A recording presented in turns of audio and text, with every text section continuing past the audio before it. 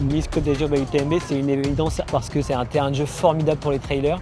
Ils partent de la montagne, de Oron, de Roubion, des villes dans l'arrière-pays niçois, très sauvages, très arides, il y a quasiment que des sentiers et des montagnes. Et ils doivent se démêler pour rejoindre la promenade des Anglais à Nice. C'est une énorme logistique. Les chiffres sont assez vertigineux. On va transporter 4500 personnes sur cet événement-là. On a transporté la quasi-intégralité des coureurs en bus. Sur le 20 km, on fait appel au service de la SNCF avec 2 trains qui emmènent les coureurs jusqu'à Beaulieu. On prend une navette que vous organisez, on monte dans le bus et on sait que ça nous emmène au bon endroit. La volonté, elle est de sensibiliser les coureurs à rejoindre les départs par les moyens les plus respectueux pour l'environnement qui soit.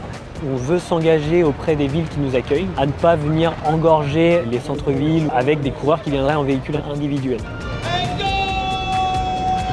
Le transport des coureurs, c'est sûrement le premier maillon de la chaîne pour que ces coureurs arrivent à l'heure au départ. Je m'appelle Régis Adeline et c'est la 3e année que je m'occupe des transports à l'UTMB Nice. La partie transport, ça concerne plusieurs volets. Il y a d'abord près de 3500 coureurs à amener au départ des courses. Donc ça fait près de 70 bus à organiser pour les montées. Donc ça se fait en grosse coordination avec Keolis puisque c'est le partenaire qui organise les bus. Et ça nous fait à peu près 65 services, donc 65 conducteurs et véhicules à mettre en place sur cet événement-là. C'est vrai que sur ce genre d'événement, c'est tellement énorme que il faut une réactivité immédiate. Alors, je suis chef de projet sur 2 événements des UTMB World Series qui se déroulent en France, le Trail Alsace Grand Est by UTMB et le Nice Côte d'Azur by UTMB. Le rôle de chef de projet, il est de coordonner l'ensemble des services qui gravitent autour de l'événement pour qu'il se déroule le mieux possible. C'est vraiment un poste sur lequel on voit beaucoup de monde et c'est ça qui est sympathique. Et puis ensuite, la deuxième partie, c'est gérer les accompagnateurs, de plus en plus les accompagnateurs. On est venu accompagner 2 potes à nous pour le 100 miles.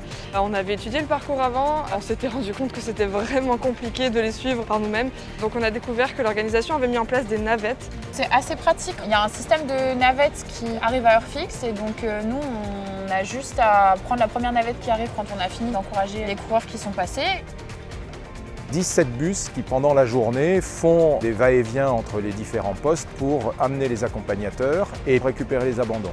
Un problème au transport, ça joue sur la coordination des secours, sur la disponibilité des bénévoles, sur les horaires de fermeture de route. L'édition 2024 a été un immense succès grâce à toute l'énergie déployée par les équipes sur le terrain, en amont comme en aval. On vous donne rendez-vous en 2025.